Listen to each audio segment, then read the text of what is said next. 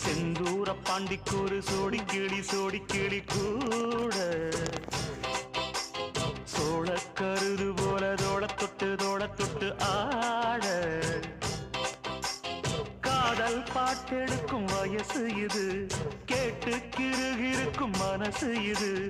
ஒரு தீர்மானே பசுமரத்தேனே நினைச்சது நிறைவேறும் நாள சிந்தூர பாண்டிக்கு ஒரு சோடி கிளி